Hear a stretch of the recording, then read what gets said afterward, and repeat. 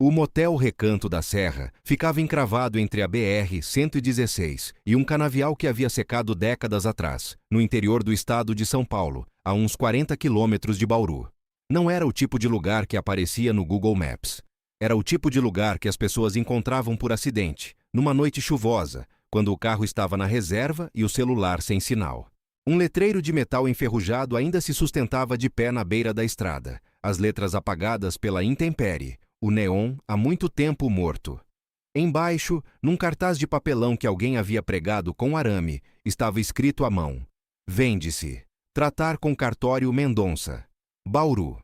Clara Duarte tinha 31 anos, 5 meses de gravidez, uma Fiorino 2009 com o amortecedor traseiro quebrado e exatamente R$312 na conta corrente, quando parou o carro no acostamento e ficou olhando para aquele cartaz. Ela não estava procurando um motel abandonado, estava procurando qualquer coisa que custasse menos do que tinha. O seguro de vida de Roberto havia sido negado pela seguradora, porque a morte dele, num acidente de trabalho numa obra em Campinas, tinha sido classificada como negligência do próprio funcionário. A indenização da construtora estava pendurada numa ação trabalhista que o advogado disse que poderia levar de 2 a 5 anos. O apartamento que eles alugavam em Bauru estava com 3 meses de atraso. O proprietário havia dado prazo até sexta-feira. Era quarta. E o pai de Clara, Alcides Duarte, dono de uma revendedora de motos em Marília, havia atendido o telefone na semana anterior, ouvido a filha descrever a situação em detalhe e respondido com uma clareza que ela não havia esquecido nem por um segundo desde então. Você fez a cama que quis fazer, Clara. Eu avisei que aquele rapaz não prestava. Não tenho dinheiro para bancar os seus erros. E havia desligado. Então, quando Clara viu aquele cartaz na beira da BR-116, ela não viu um motel abandonado. Ela viu um teto. O Cartório Mendonça ficava numa sala pequena no centro de Bauru, com um ventilador de teto barulhento e um atendente chamado Seu Gilberto, que usava óculos bifocais e parecia levemente surpreso de ver alguém perguntar pelo imóvel. O Recanto da Serra, Seu Gilberto explicou, havia pertencido a um homem chamado Dirceu Nazário. Dirceu havia administrado o motel sozinho desde 1989, depois que a esposa morreu de câncer. Havia continuado operando de forma irregular, recebendo caminhoneiros e casais de passagem, até 2008, quando um derrame o deixou parcialmente paralisado. Os filhos, 2 homens que moravam em São Paulo, haviam colocado o pai num asilo em Lins e simplesmente abandonado a propriedade. Dirceu havia morrido em 2019. Os filhos que deveriam ter herdado o imóvel haviam renunciado à herança formalmente, porque a dívida de IPTU, acumulada em 15 anos, era maior do que o valor do terreno. O município havia assumido o imóvel como dação em pagamento e estava tentando se livrar dele há 3 anos sem conseguir nenhum comprador. Quanto custa? Clara perguntou. Seu Gilberto olhou para ela por cima dos óculos bifocais. A barriga dela era impossível de ignorar. O município está pedindo R$50 de taxa cartorial para transferência. O imóvel em si, dado o passivo fiscal que foi absorvido pelo fundo municipal, tem valor de venda simbólico: R$1. Clara ficou em silêncio por um momento. Mais as taxas de registro, Seu Gilberto acrescentou, constrangido. Dá uns R$52 no total. Clara abriu a carteira. Contou as notas. Tinha. Ela assinou os papéis na mesma tarde.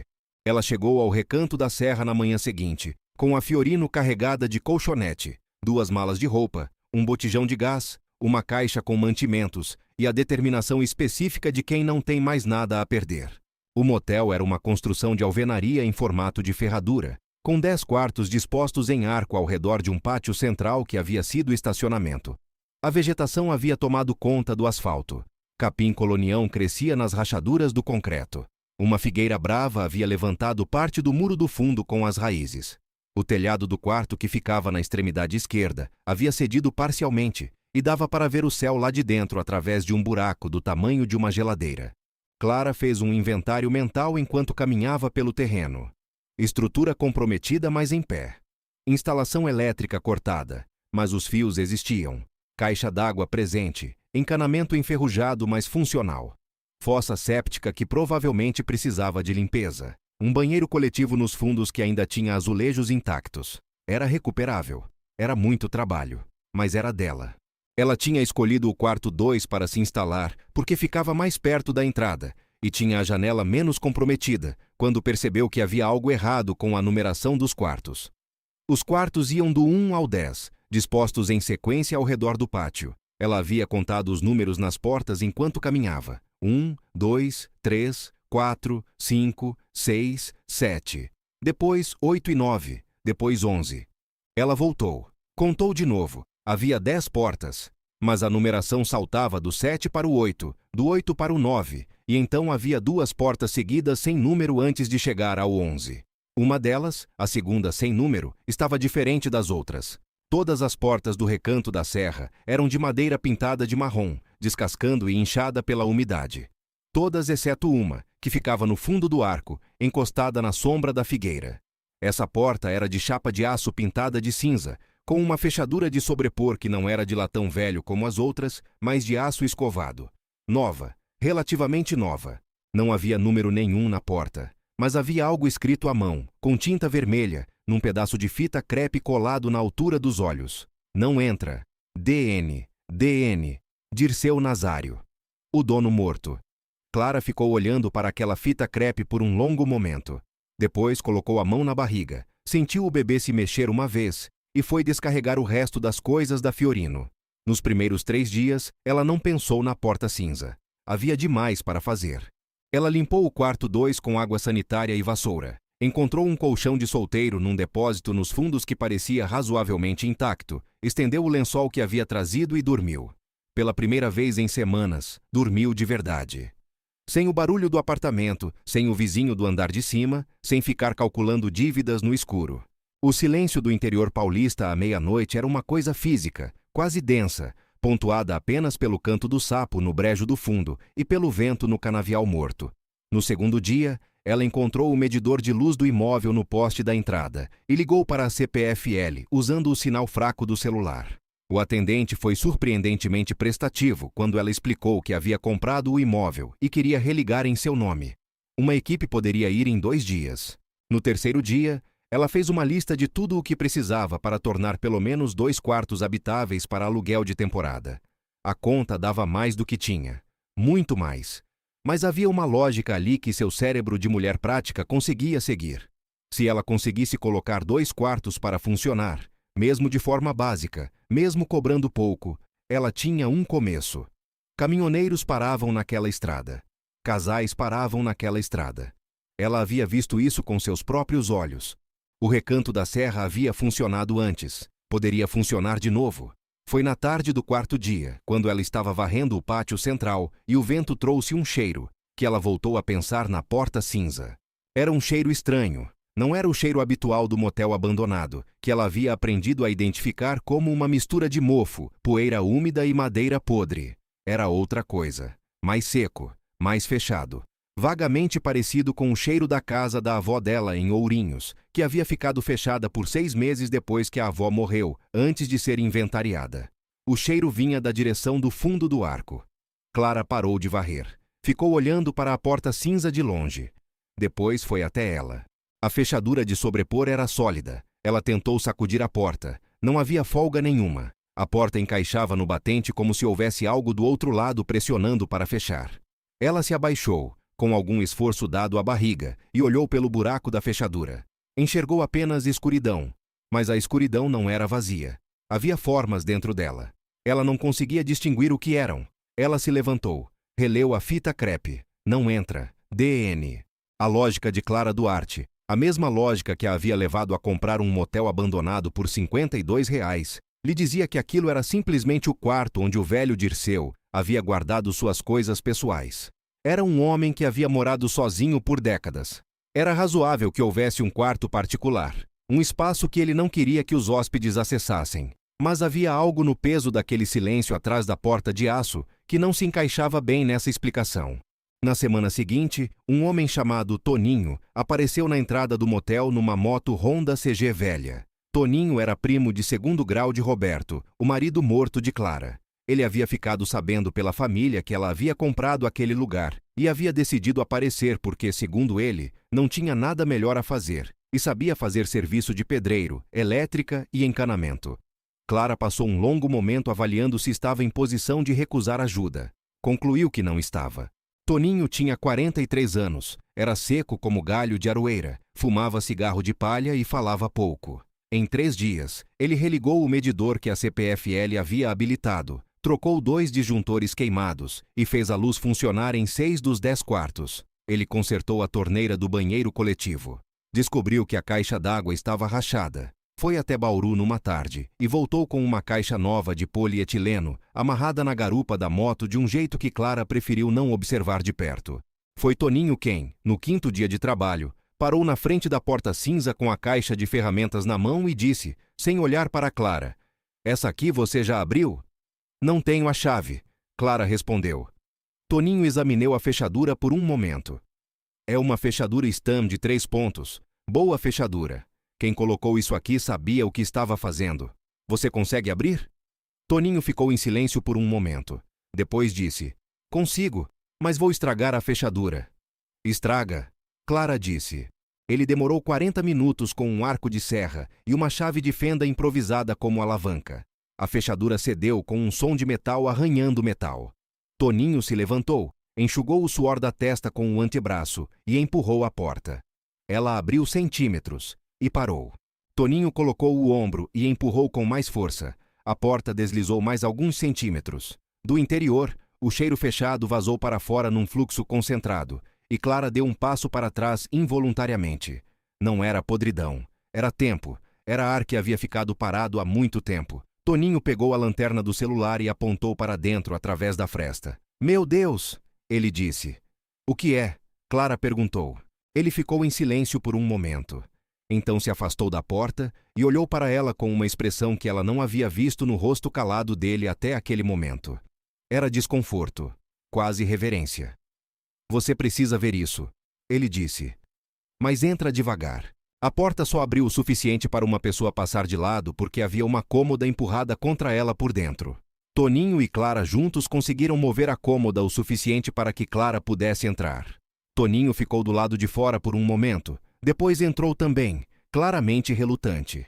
O quarto sem número do Recanto da Serra era de tamanho padrão, talvez 4 metros por 4. Tinha uma cama de casal com cabeceira de madeira, uma cômoda de 3 gavetas, a mesma que havia estado encostada na porta, uma mesa redonda pequena com uma cadeira, e um banheiro conjugado cuja porta estava entreaberta. Não havia mofo.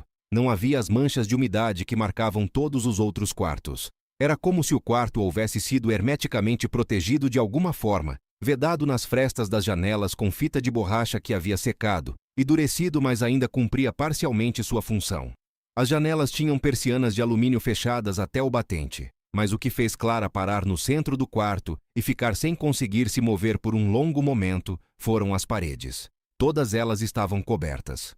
Da altura do rodapé ao teto, a parede inteira havia sido transformada num painel contínuo de papéis, fotografias, recibos, cartas manuscritas e recortes de jornal, fixados com percevejos e fita adesiva amarelada. E no centro da parede oposta à porta, na posição de maior destaque, havia uma fotografia tamanho A4 impressa em papel comum, desbotada pelo tempo, mas ainda nítida o suficiente para reconhecer sem dificuldade. Era Clara, mais jovem, talvez com uns 16 anos. Estava usando o uniforme da Escola Estadual de Marília. Estava parada no portão de uma casa que ela reconheceu como a casa do pai. Estava de costas para a câmera, prestes a entrar, sem saber que estava sendo fotografada. Clara sentiu as pernas ficarem pesadas.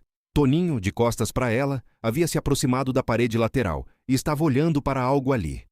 Ele chamou ela pelo nome em voz baixa. Ela foi até ele. Na parede lateral havia um conjunto diferente de papéis. No centro, um documento que parecia uma certidão. Clara leu devagar. Era uma certidão de nascimento, emitida pelo cartório do Primeiro Ofício de Marília. Data: 14 de setembro de 1992. Nome da criança: Clara. Nome do pai: em branco. Nome da mãe: Solange Aparecida Nazário. Clara nunca havia ouvido esse nome na vida. Ela sentou na beira da cama porque as pernas não a sustentavam mais. O colchão estava firme, com um cobertor dobrado em cima que havia ficado ali, dobrado com cuidado, por quem sabe quantos anos. Havia um travesseiro com fronha branca que havia amarelado completamente. Havia um terço de plástico verde pendurado na cabeceira. Toninho ficou quieto, o que foi a coisa mais útil que ele poderia ter feito. Clara olhou para as paredes com os olhos de uma pessoa que havia trabalhado com números a vida inteira e estava agora tentando aplicar essa lógica para algo que se recusava a se tornar lógico. Havia outras fotografias dela nas paredes, todas tiradas de longe, como se a fotógrafa não quisesse ser vista. Clara na saída da escola. Clara numa festa junina, de costas. Clara entrando numa padaria em Marília. Clara com Roberto, ainda noivos, numa foto que havia sido tirada na rua de frente ao cartório, onde eles haviam assinado o contrato de aluguel do apartamento em Bauru. Clara mais recente, de bermuda e camiseta, carregando sacola de mercado. A mais recente de todas havia sido tirada há menos de 1 ano. Ela ainda não estava grávida nessa foto. Entre as fotos havia cartas, não enviadas, não endereçadas, escritas em folhas de caderno com letra miúda e inclinada, cobertas de texto por frente e verso. Clara pegou uma. A data no topo era outubro de 2015. Hoje você cortou o cabelo. Fica melhor assim. Você tem o jeito de andar da sua avó materna, aquela coisa de pisar firme no calcanhar primeiro. Eu reconheceria você em qualquer lugar do mundo por causa disso. Clara dobrou a folha. Seus dedos estavam frios. Ela foi até a cômoda, abriu a primeira gaveta. Dentro havia documentos organizados em clipes de papel. Ela pegou o primeiro bloco. Era um conjunto de boletos de condomínio de um endereço em Marília. O nome no boleto era Solange A. Nazário. A última via vencida era de fevereiro de 2021. Ela pegou o segundo bloco. Era um conjunto de recortes de jornais e impressões de páginas de internet. Todos relatavam o mesmo assunto. Todos falavam sobre um homem chamado Alcides Duarte, dono de uma revendedora de motos em Marília, que havia sido investigado pelo Ministério Público Estadual por sonegação fiscal e lavagem de dinheiro, através do negócio de motos entre 2005 e 2012. A investigação havia sido arquivada em 2014, por falta de provas. Mas havia um documento ali, impresso em papel A4 com o cabeçalho de um escritório de advocacia, que era diferente dos outros. Era um relatório de investigação particular. E as provas contidas nele não eram poucas. Clara sentiu o bebê se mexer. Ela colocou a mão na barriga. Seu pai, que havia desligado o telefone na semana anterior sem 1 segundo de hesitação, não era apenas um homem frio. Era um homem que havia se protegido às custas de outra pessoa. De uma mulher que havia se chamado Solange Aparecida Nazário e que, ao que tudo indicava, havia sido paga para sumir de Marília em algum momento do início dos anos 90, levando consigo uma criança recém-nascida, que havia chegado ao mundo como filha de pai desconhecido. Exceto que essa criança havia sido criada por um homem chamado Alcides Duarte, com outro nome, em outra cidade, como se a criança fosse dele, como se Solange não existisse. Toninho foi até Bauru naquela noite e voltou com 2 litros de café em garrafa térmica, 3 pães de queijo embrulhados em papel manteiga e um silêncio respeitoso que Clara soube reconhecer como a forma dele de dizer que estava ali se ela precisasse. Ela passou a noite lendo as cartas. Solange Aparecida Nazário havia sido funcionária da revendedora de Alcides Duarte, de 1989 a 1992. Havia sido amante dele por 2 anos. Havia ficado grávida. Alcides era casado, como continuaria sendo pelos próximos 30 anos. O acordo que havia sido feito, deduzindo-se a partir das cartas porque Solange nunca o descrevia diretamente, mas referenciava suas consequências com frequência, era simples. Solange desapareceria. A criança seria registrada por Alcides e pela esposa como filha adotiva informal, uma prática que não era incomum em cidades do interior nos anos 90. Solange receberia o suficiente para sumir e ficaria em silêncio. E o pai dela, Dirceu Nazário, receberia o motel. O Recanto da Serra havia sido o preço do silêncio de Solange. Nas cartas, Solange havia documentado tudo, não como prova, não com intenção declarada de usar aquilo para alguma coisa. Ela havia documentado porque era tudo o que lhe restava.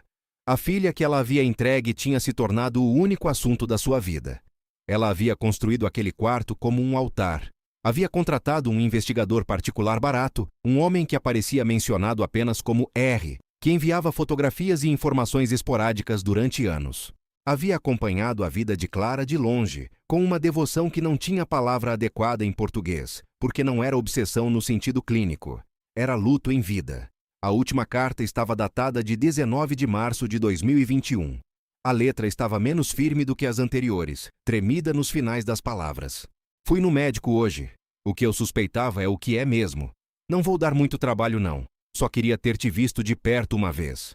Uma vez que você soubesse que eu estava olhando. Deixei tudo aqui para você, caso você um dia venha a saber. O motel é seu de direito. Foi comprado com o que era seu. Peço que você não faça nada com o homem de Marília, porque o que ele fez não vai te devolver o tempo. Mas o que eu sei sobre ele pode te devolver outras coisas. Você vai entender quando ler. Cuida de você. Sua mãe, que te amou sem você saber. Solange.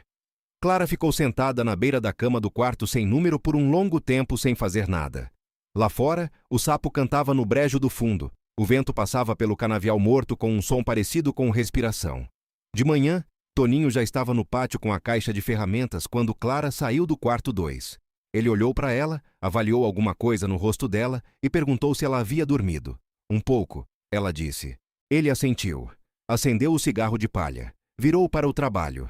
Clara foi até a Fiorino, pegou o bloco de anotações que ficava no porta-luvas e passou a manhã seguinte organizando o que havia lido. Era um hábito de contadora. Ela não conseguia processar as coisas de forma adequada sem colocá-las em ordem, em listas, em colunas que fizessem sentido. O que ela tinha, de um lado, era a história de uma mulher que havia sido apagada. O que ela tinha, do outro lado, eram as ferramentas para impedir que o homem que havia feito isso continuasse impune. O relatório do investigador particular documentava movimentações financeiras que o Ministério Público havia arquivado por falta de exatamente aquele tipo de detalhe. Havia recibos, havia nomes, havia datas que coincidiam com os registros contábeis que qualquer auditor poderia cruzar com as declarações fiscais do período. Clara havia trabalhado com contabilidade por 8 anos. Ela sabia exatamente o que estava olhando. Mas havia uma terceira coluna na lista que ela estava fazendo. E essa coluna era a que levava mais tempo para preencher, porque as perguntas que a compunham não tinham respostas fáceis. O que ela queria fazer com isso? Ela pensou no telefonema. Você fez a cama que quis fazer, Clara. E antes disso, o apartamento que havia sido despejado. E antes disso, Roberto caindo de um andaime numa obra em Campinas, porque a construtora havia economizado no equipamento de segurança. E antes disso, uma vida inteira como filha adotiva de um homem que nunca havia sido caloroso, que havia pagado as contas e mantido as distâncias, e olhado para ela às vezes com uma expressão que ela sempre havia interpretado como decepção, mas que agora, relendo com novos olhos, reconhecia como outra coisa. Como culpa.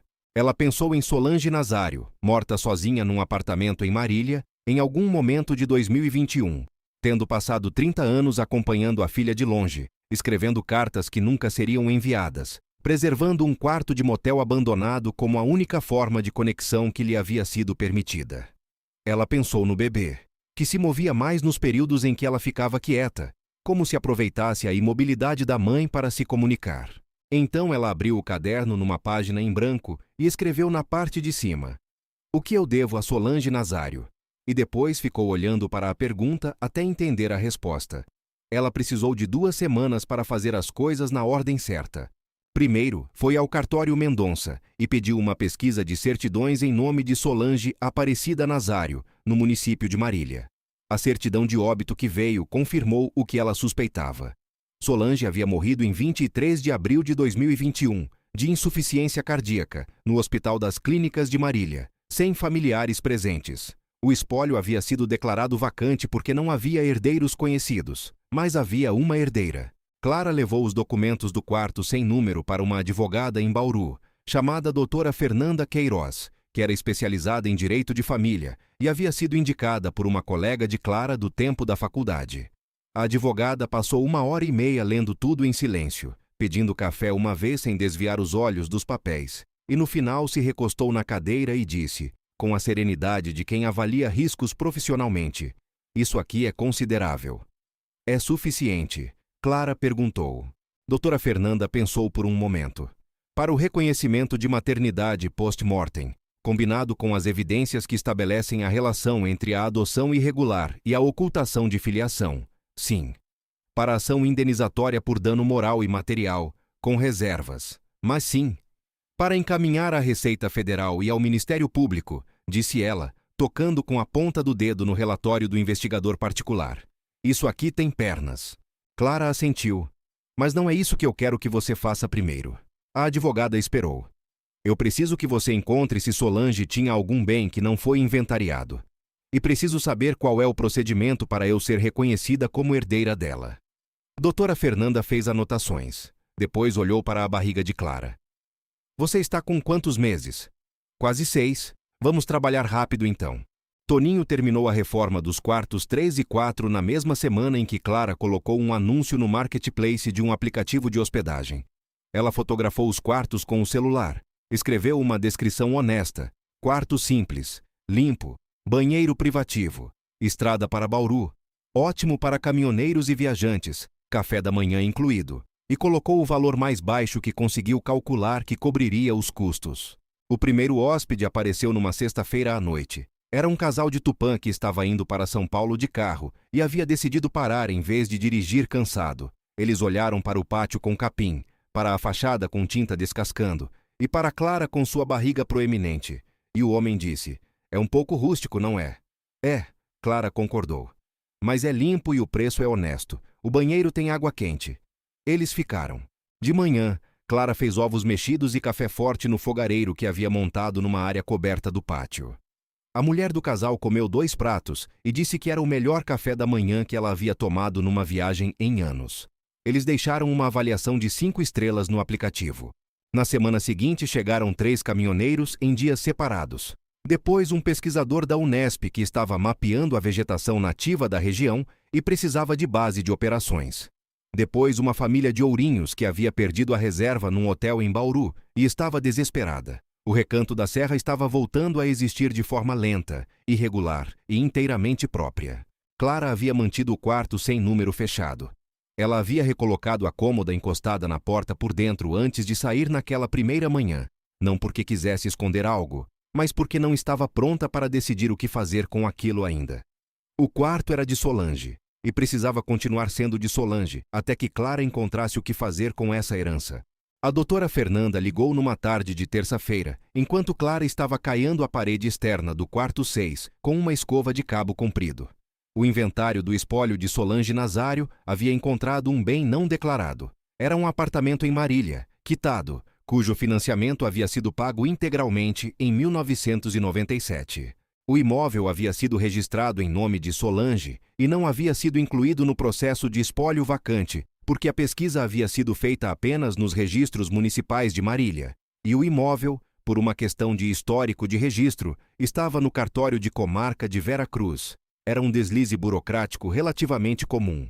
O apartamento estava avaliado em R$270 mil. Clara apoiou a escova no balde. Ficou parada por um momento. "E quanto ao reconhecimento de maternidade?" ela perguntou. O exame de DNA, feito no material biológico preservado nos documentos de Solange, um procedimento que a doutora Fernanda havia conseguido autorizar judicialmente dado o contexto, havia dado 99,80% de compatibilidade. "Clara", disse a advogada, com uma gentileza que era rara nela, "você tem uma mãe no registro civil agora. É Solange Nazário. E você é a única herdeira do espólio dela." Clara ficou em silêncio por um tempo. Do pátio, ela conseguia ver a porta cinza do quarto sem número, na sombra da figueira que havia levantado o muro com as raízes ao longo de décadas de paciência vegetal. "E quanto ao meu pai?" ela perguntou. "Alcides Duarte." Doutora Fernanda fez uma pausa calculada. O relatório foi encaminhado à Receita Federal na semana passada. Eles levaram menos de 48 horas para confirmar que as irregularidades apontadas correspondiam a lacunas que já existiam no processo arquivado de 2014. O Ministério Público foi notificado ontem. Clara assou a informação por um momento. "Ele vai saber que fui eu." "Provavelmente", a advogada disse. Clara pensou no telefonema. "Você fez a cama que quis fazer." "Tudo bem", ela disse. "Pode continuar." Alcides Duarte ligou 3 dias depois. Clara atendeu porque havia decidido antecipadamente que atenderia. A voz dele estava diferente. Não era mais a voz plana e segura do homem que havia desligado o telefone sem hesitar. Havia uma textura nova ali, algo entre a raiva controlada e algo que ela, em toda a sua vida de filha, raramente havia ouvido no pai. Incerteza. "Você não tinha o direito de fazer isso sem me consultar", ele disse. "Eu sou maior de idade." Clara respondeu. "Você está destruindo uma família." "Você destruiu uma família em 1992. Clara disse. "A minha?" Silêncio. Ela continuou. "Eu não estou fazendo isso por vingança. Eu estou fazendo porque Solange Nazário passou 30 anos sozinha num apartamento em Marília, sabendo que a filha estava viva e sendo proibida de existir. Ela morreu sozinha. E ninguém foi ao enterro porque ninguém sabia que ela tinha filha. Isso não pode ser desfeito, mas o silêncio pode. Alcides ficou quieto por um longo momento. Quando falou de novo, a voz estava mais baixa. O que você quer de mim? Nada que você possa me dar. Clara disse. Mas a Receita Federal talvez queira algumas coisas. Ela desligou. Toninho, que estava consertando a dobradiça de uma janela a 3 metros de distância e havia fingido com competência não estar ouvindo, esperou um momento e então disse, sem olhar para ela. Você foi bem. Clara olhou para as mãos. Elas não estavam tremendo. Obrigada, ela disse. O menino nasceu em novembro, numa maternidade em Bauru, durante uma madrugada fria com neblina na BR-116. Toninho havia levado Clara no seu Gol 2002, emprestado do vizinho, porque a Fiorino não era de confiança para aquela hora. Ele ficou na sala de espera, lendo uma revista agrícola de 2 anos atrás, e não reclamou de nada. Clara nomeou o filho Roberto Solange Duarte. Roberto pelo pai. Solange pela mãe que ela havia encontrado tarde demais, mas que de alguma forma havia conseguido colocá-la exatamente onde precisava estar. Quando voltou ao Recanto da Serra com o bebê 10 dias depois, ela foi diretamente ao quarto sem número. Ela havia tomado uma decisão sobre o que fazer com aquele quarto durante as madrugadas de amamentação. Havia tomado a decisão aos poucos, no ritmo dos pensamentos que vêm quando você está exausta e sozinha, e responsável por um ser humano novo. Ela ia preservar o quarto. Não como estava, fechado e secreto, mas como era. Ela ia limpar, ia conservar, ia proteger aquelas paredes cobertas de amor impotente e cartas não enviadas. Ela ia catalogar tudo com a precisão de contadora que era. E ia registrar a história de Solange Nazário, da forma que Solange nunca havia podido fazer, com nome, com rosto, com a verdade que o dinheiro de Alcides havia tentado enterrar. Porque o quarto sem número não era uma relíquia de obsessão. Era um arquivo de maternidade. Era uma mulher que havia sido apagada encontrando a única forma que lhe restava de continuar existindo. E Clara havia herdado não apenas o motel, havia herdado o testemunho. No verão seguinte, o Recanto da Serra tinha 8 quartos em operação, uma avaliação média de 4,8 estrelas no aplicativo, uma horta pequena no fundo do pátio que Toninho havia plantado sem pedir permissão, e um filho de 7 meses que dormia numa rede amarrada entre 2 colunas da varanda, enquanto Clara fazia o café da manhã dos hóspedes. O apartamento herdado de Solange, em Marília, havia sido alugado. A renda ia para uma conta separada que Clara havia aberto em nome do filho. O processo do Ministério Público contra Alcides Duarte estava em andamento. Clara havia parado de acompanhar os detalhes porque havia concluído que isso era trabalho para a doutora Fernanda e para as instituições. Ela tinha outras coisas para fazer. Numa das paredes do quarto 2, o quarto que havia escolhido para si quando chegou naquele dia com a Fiorino e as 2 malas, Clara havia colocado uma única fotografia. Ela a havia encontrado entre os papéis do quarto de Solange, diferente de todas as outras porque essa havia sido tirada de perto. Era a foto de uma mulher jovem, de uns 20 e poucos anos, com o cabelo preso numa trança lateral, olhando diretamente para a câmera. O olhar era direto, sério, sem sorrir, mas havia algo na inclinação da cabeça que Clara reconhecia. Era o mesmo jeito que ela ficava quando estava pensando num problema. Ela havia escrito embaixo da fotografia, com uma caneta de tinta permanente num pedaço de cartolina branca, simplesmente isso: Solange Nazário, 1969 a 2021, que existiu. O bebê acordou na rede e começou a chamar com os sons que ainda não eram palavras, mas já eram inequivocamente comunicação. Clara saiu do quarto 2 com a colher de madeira ainda na mão. Atravessou o pátio do Recanto da Serra sob o sol do interior paulista e foi até o filho. A figueira brava no fundo do pátio havia continuado crescendo. Ela não tinha pressa nenhuma.